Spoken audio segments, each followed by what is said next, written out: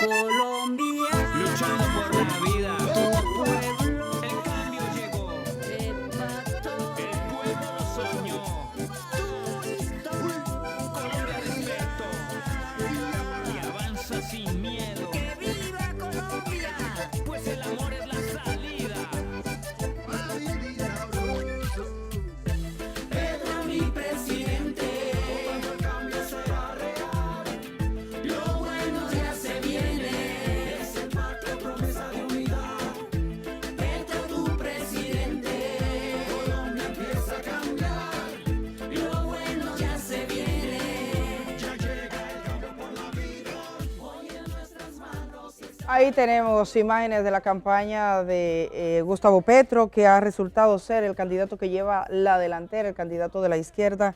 Anoche se conocían los resultados preliminares de las elecciones en Colombia. Para conocer sobre estos resultados, el perfil de cada uno de los candidatos y las implicaciones que tiene para los colombianos este momento, hemos invitado a una periodista colombiana, ha estado aquí con nosotros, amiga nuestra, Edna Liliana Valencia, que ha estado incluso entrevistada unas 2 veces aquí en El Día. Edna, muy buenos días, gracias por madrugar con nosotros hoy. Muy buenos días, Edith, gracias por la invitación y gracias a la República Dominicana por estar atenta a lo que ocurre con el acontecer político en Colombia. Edna, cuéntanos estos resultados, básicamente, qué significa para los colombianos. Danos un poco el perfil, porque bueno, las agencias internacionales hablan de Petro como el hombre de la izquierda y cuando se enfocan en el otro candidato, el señor Hernández, hablan del populista. Entonces me gustaría que tú nos dijeras un poco el perfil de las dos personas que han quedado y digamos de las primeras señales de cara a ese proceso. Bueno, lo primero Edith, es decir que ninguno de los dos candidatos hace parte de los partidos que han venido gobernando tradicionalmente Colombia. Recordemos que prácticamente desde el año 2000, en el primer gobierno de Álvaro Uribe Vélez, Colombia ha venido gobernada por el uribismo, ¿sí? A excepción del segundo periodo de Juan Manuel Santos, que era el antiguo ministro de Defensa de Uribe y que para el segundo periodo se distancia de él por los diálogos de paz en La Habana con la guerrilla de las FARC. Sin embargo, por primera vez en Colombia, no solamente en los últimos 20 años, sino por primera vez en Colombia, tenemos dos candidatos que serían, digamos, fuera de las estructuras tradicionales del poder. Por un lado, Gustavo Petro, sabemos que es el líder más importante de la izquierda colombiana, antiguo guerrillero del M-19, que fue alcalde de Bogotá y que ha venido representando a esa izquierda que en Colombia también debemos decir no es una izquierda radical, es una izquierda que igual propende por la democracia, por la propiedad privada, por la participación de diferentes grupos políticos. O sea, no es una izquierda radical ni mucho menos. En Colombia casi que no hay una izquierda radical, eso prácticamente no existe desde lo político. Y por el otro lado, Rodolfo Hernández, un candidato que ni siquiera tiene un partido formal como tal. Él conformó un movimiento llamado Acción Anticorrupción y desde ahí se ha venido posicionando con un trabajo en redes sociales, con una inversión mucho más baja que los demás candidatos en temas publicitarios, un candidato que jamás se pensó iba a ser presidente o candidato a la presidencia de la República en una instancia como esta que ya va para la segunda vuelta. Fue alcalde de una ciudad que se llama Bucaramanga y que digamos es una de las ciudades, tal vez la quinta, la séptima ciudad más importante de Colombia. No fue alcalde ni de Bogotá, ni de Medellín, ni de Barranquilla, que son, digamos, los fortines políticos en Colombia. En conclusión, dos candidatos que representan la ruptura con el uribismo. Dos candidatos que dejan por fuera a Federico Gutiérrez, que era el ala uribista en este caso. Edna, Germán Marte, por aquí un saludo cordial para ti. ¿Qué pasó Saludos. con Fico o Federico Gutiérrez, que era como el candidato, era como el pupilo de Uribe? ¿Qué pasó con él? Porque uno leía de lejos y entendía que él era que iba a competir con Petro. ¿Qué pasó que quedó un tercer lugar que se cayó? Bueno, lo que pienso es que Federico Gutiérrez, por un lado, no es el gran perdedor de esta primera vuelta. El perdedor es el uribismo como fuerza política, ¿sí? Pero Federico Gutiérrez ganó mucho porque él, antes de la consulta, antes, digamos, lo que serían en Colombia las primarias, que fueron el pasado 13 de mayo, pues tampoco aparecía mucho en el mapa político. Lo que pasó fue que el uribismo se quedó sin un candidato fuerte, el uribismo llegó un poco fraccionado a esas primarias el pasado mes de marzo. Federico Gutiérrez, que fue alcalde de Medellín, se posicionó de alguna manera que nadie esperaba, pero no podemos llamarlo pupilo de Uribe, no podemos decir que él viene desde hace mucho tiempo, digamos, siendo impulsado por no, él terminó de alguna forma encarando la candidatura uribista, y pienso que los 5 millones de votos que alcanzó ayer no son para él una pérdida. Lo que pasa es que en este momento, cuando ya solo van 2 candidatos a la segunda vuelta el 19 de junio, pues entonces ya se queda por fuera. Sin embargo, esos 5 millones de votos que sacó serán determinantes para el candidato que vaya a ganar las elecciones definitivas. Así que de todas formas, él no fue para mí el definitivo perdedor. Lo que sí es que Colombia ya no quiere más candidatos uribistas. Lo que sí es que Colombia, digamos, muestra el fruto del paro nacional del año pasado, pidiendo un país de un cambio, un presidente que no sea de los mismos de siempre. Edna, saludos. A propósito de ese cambio, estuve viendo algunos reportes que indican que en la población colombiana hay altos niveles de pesimismo, incluso niveles de pesimismo que no se registraban desde la época de los 90, cuando las guerrillas estaban en su mayor auge. ¿Podrías decirnos qué está pasando en la actualidad en esa población colombiana? Bueno, yo pienso que en este momento Colombia viene recuperándose, igual que el resto de naciones del mundo, de un momento muy difícil, que es la pandemia. No podemos olvidar que hubo un golpe muy fuerte a la economía durante los últimos 2 años, y esto ha acompañado de un paro nacional. Como ustedes lo recuerdan, en abril del año pasado inició un paro nacional que duró aproximadamente 3 meses y que dejó cifras muy fuertes de muertos, desaparecidos. Todavía familias están reclamando para saber el paradero de sus hijos. Digamos que eso golpeó mucho también la sociedad colombiana, pero yo pienso que tal vez ese pesimismo, que yo no creo sea tan generalizado, viene de eso, ¿no? De 2 años de cansancio, 2 años de un poco de desaliento y 2 años de una fragmentación política también muy fuerte. Digamos que en este momento el país está dividido políticamente entre quienes apoyan todavía el uribismo y quienes no, ¿sí? Y quienes no están, digamos, personificados en la figura de Gustavo Petro y Francia Márquez, que para mí sí es la figura, sin duda, de las elecciones, tanto de marzo, primarias, como de ahora, en esta primera vuelta a la presidencia. Entonces, sí puede que haya un pesimismo. No creo que venga efectivamente de un tema únicamente político, es un tema de economía, un tema de salud, un tema de cansancio. Y por otro lado, pues tal vez la gente siente que ninguno de los candidatos era el ideal. Sencillamente es: voto por Petro porque no quiero más Uribe, o voto por Fico porque no quiero a Petro, pero no porque haya un candidato que realmente refleje el deseo puntual de transformación que hay en Colombia. El candidato Hernández tampoco necesariamente refleja eso. Esto ha sido más un juego de naipes, y Colombia de pronto no se siente firmemente representada casi que en ninguno de los candidatos. Una cosa que menciona Edna es a Francia Márquez. Nos gustaría que abordara un poquito esta mujer negra, activista social, que ha sorprendido. ¿Sería, digamos, que la gran sorpresa de todo el proceso electoral colombiano? Sin duda, del proceso electoral, social y digamos que en todos los ámbitos en Colombia.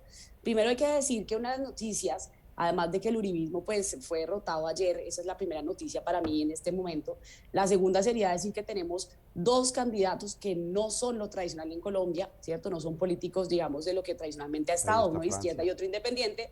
Y lo otro es decir que Colombia tendrá sí o sí una vicepresidenta mujer y afro. Tanto Francia Márquez como Marlene Castillo, la dupla vicepresidencial de Rodolfo Hernández, es una mujer afro.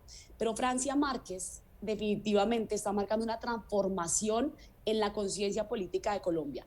Primero por ser mujer, segundo por ser una mujer negra de las bases, que nació no solamente en un municipio ni en un corregimiento, sino en una vereda de un consejo comunitario de comunidades negras del norte del Cauca, una mujer que trabajaba en la minería, y que desde esas bases tan excluidas ha logrado retar a los grandes peces gordos de la política colombiana, que por primera vez la gente colombiana tiene que imaginar una mujer negra de piel oscura, de cabello natural, sin ceros en la cuenta, ¿sí? Sin diplomas ostentosos de grandes universidades en el mundo, pero sí con varios de los premios más importantes en lo ambiental, como el premio Goldman, que es casi que el premio Nobel de Medio Ambiente, así se le considera, y que llegue a plantear debates que nunca se habían escuchado en una campaña política presidencial en Colombia, que venga a hablar no solo de racismo, que venga a hablar de inclusión de los afros, los indígenas, los gitanos, que venga a plantear que la mujer negra, que la gente en Colombia todavía imagina en el servicio doméstico, que la gente imagina en labores únicamente de cuidado, porque se sigue siendo un país racista, se plante como una figura que en las primarias le ganó a la mayoría de peces gordos colombianos, a excepción de Gustavo Petro, pero a la mayoría de ellos, Y ahora, como fórmula vicepresidencial, pienso yo que es la que le está aportando a Petro, cuya imagen no es tan positiva, unos votos que van a ser cruciales. Así que definitivamente no es solo Francia como mujer, es una conciencia colectiva que se está transformando por un cambio, por una política con más participación ciudadana y con participación de las poblaciones tradicionalmente excluidas. Te quería preguntar, porque has mencionado que el otro candidato también lleva una mujer negra que, según los datos que he visto, la elección de Francia Márquez obligó a los otros partidos a cambiar su estrategia y a incluir mujeres y mujeres con ese perfil. Sin duda, eso es muy fácil de leer. Yo pienso que Francia Márquez, como ya lo veníamos mencionando, ella aparece en la escena política. Cuando ella dijo me lanzó a la presidencia, nadie creyó que ella fuera a llegar hasta donde está llegando. Cuando llega a la consulta el 13 de marzo, tampoco la gente creía posible que participara siquiera, pero participa con una votación espectacular.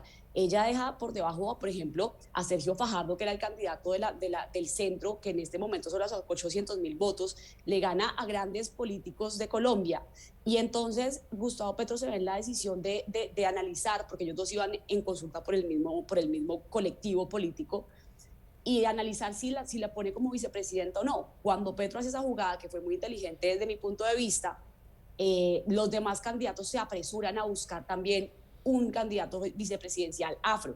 Terminamos entonces en una campaña electoral con 5 candidatos a la vicepresidencia afro. 3 mujeres, que son Francia Márquez, Marlene Castillo, que es la de Rodolfo Hernández, Sandra Las Lajas Torres, una mujer muy destacada en Colombia, y también tenemos por otro lado a Luis Gilberto Murillo, que fue gobernador del Chocó y fue ministro de Ambiente también, un hombre muy destacado en la política en Colombia. Pero sin duda, Edith, tienes razón, acá lo que vemos es cómo los candidatos buscan a su alrededor y dicen pongamos un afro. No considero yo que sea fruto de una conciencia sobre la importancia de la inclusión étnica en Colombia, ni de la inclusión afro en Colombia, fue más en una estrategia política que fue propiciada por la gran victoria de Francia Márquez. Sin embargo, a fuerza de ese tipo de percepciones a veces superficiales, vamos avanzando y la gente en Colombia tuvo que por primera vez pensar de eso. ¿Qué se espera, Edna, ahora en los días por venir? Ya anoche el candidato que queda en tercer lugar, Gutiérrez, anuncia su apoyo a Hernández. Entonces, ese bloque, si la derecha se unifica, ¿qué tantas posibilidades ves que pueda tener y rejuego Gustavo Petro? Bueno, esa es la gran pregunta. Definitivamente para Petro la cosa no está fácil. Para Petro y Francia lo mejor hubiera sido ganar en primera vuelta, que igual estaba difícil. Petro llega ahorita, saca casi los mismos 8 millones de votos que sacó en la consulta. Entonces ahora el problema va a ser eso. Rodolfo Hernández queda unificando no solamente la derecha, sino el antipetrismo. Y como les decía, en Colombia se está votando así, o en contra de Uribe o a favor de Uribe o lo que él pueda representar. Así que la gente vota es en contra de Petro, ¿sí? En este momento, en estas 3 semanas que quedan, lo que va a apuntar en la campaña de Petro, por lo que escuché anoche en las intervenciones, es a la gente que no votó, ¿sí? Yo por lo menos tuve que tomar un vuelo, ir hasta otra ciudad para poder votar, porque en Colombia eso sigue siendo, digamos así, tienes que votar donde está registrado. Mucha gente se queda sin votar, el voto no es obligatorio. Entonces Petro lo que va a apuntarle es a la gente que se quedó en casa ayer, porque definitivamente los votos de Fico van a apoyar a Rodolfo Hernández, los votos de Fajardo son muy poquitos, solamente 800.000, y los demás candidatos pues no suman, así que la cosa va a estar complicada y podemos llevar una sorpresa de que sea Rodolfo Hernández el próximo presidente de Colombia. ¿No podría darse también lo que ocurrió en Chile con Kast, que quedó en primer lugar, y Boric, que quedó en segundo, pero que se movilizó y logró atraer a esa gente que, como tú dices, se quedó en casa, esa abstención que ayer fue de un 46% en Colombia, según los datos que han salido a luz pública? ¿No podría Petro movilizar a esa gente indiferente o que estuvo ahí ante un peligro, o no un peligro, ante la posibilidad de que la derecha se reelija? Sí, definitivamente. Bueno, lo otro es decir que definitivamente Rodolfo Hernández no representa a la derecha, o sea, recordemos eso. Federico Gutiérrez se le está sumando porque ya no tiene más posibilidades, pero Rodolfo Hernández es un candidato en esencia independiente. Y efectivamente lo que va a hacer la campaña de Petro es apuntarle a esa gente. Muchas personas en Colombia no votaron ayer, tal vez consideran que un voto no hace la diferencia. Ante una segunda vuelta que ya sea decisiva, exacto, donde ya no va a haber, digamos, esa diferencia del 51%, sino que el que gane, ganó, puede que mucha gente más salga de su casa y vaya a darle el voto a algunos de los 2 candidatos. Ahora, ¿Por qué podría ser Petro? Porque de todas formas Rodolfo Hernández sigue siendo una persona hasta hace poco no muy conocida en Colombia. Puede que la gente diga, bueno, a mí Petro no es que me guste, pero yo al otro ni lo conozco, vamos a votar por Petro. Eso puede ocurrir. Sin embargo, en Colombia se ha hecho una campaña de desinformación, una campaña de miedo por parte de la derecha, diciendo que es que si gana Petro esto se va a volver Venezuela, se va a volver Cuba, se va a volver Nicaragua, que la guerrilla se va a tomar el país, cosa que no es cierta porque eso en Colombia sencillamente no puede ocurrir por la estructura legislativa del país, eso no va a pasar, pero mucha gente todavía tiene miedo a que la izquierda gobierne definitivamente. Así que en este momento es incierto, pero lo que sí está pasando es que Colombia dio un giro hacia la política de centro, de izquierda o de independencia, no a la derecha como veníamos desde hace 20 años. Sí, y que los partidos tradicionales de algún modo quedaron muy sesgados en este proceso. Y ya es un avance. Sí, gracias Edna, seguiremos conversando contigo. Entonces solo 3 semanas para la segunda vuelta.